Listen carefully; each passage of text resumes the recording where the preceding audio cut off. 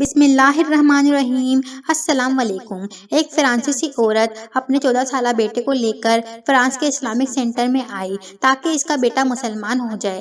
وہ دونوں Islamic centre پہنچ گئے۔ اسلامک سینٹر کے ناظم کے آفس میں جا کر بچے نے ملاقات کی۔ بچے نے کہا میری امی چاہتی ہیں میں مسلمان ہو جاؤں۔ مرکز اسلامی کے ناظم نے بچے سے پوچھا کیا تم اسلام قبول کرنا چاہتے ہو؟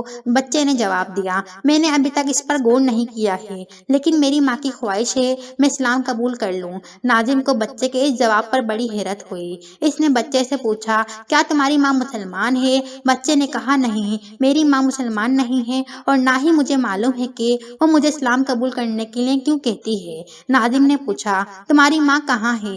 بچے نے کہا وہ مرکز اسلامی کے باہر کے حصے میں کھڑی ہے۔ ناظم نے کہا اپنی ماں کو بلا لاؤ تاکہ میں اس سے گفتگو کر کے صورتحال جان سکوں۔ بچہ اپنی ماں کو لے کر ناظم کے پاس آیا۔ ناظم نے ماں سے پوچھا کیا یہ بات درست ہے کہ تم مسلمان نہیں ہو اور چاہتی ہو تمہارا بیٹا مسلمان ہو جائے؟ ماں نے کہا ہاں یہ بات بالکل ٹھیک ہے۔ ناظم کو اس بات پر بڑی حیرانی ہوئی۔ اس نے ماں سے پوچھا کیوں چاہتی ہو تمہارا بیٹا اسلام قبول کر لے؟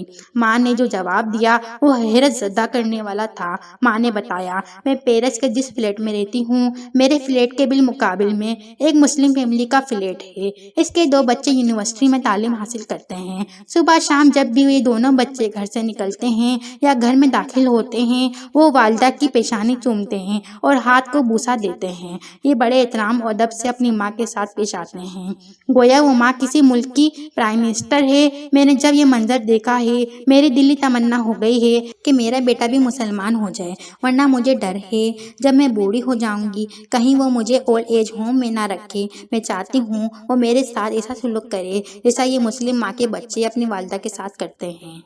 السلام علیکم۔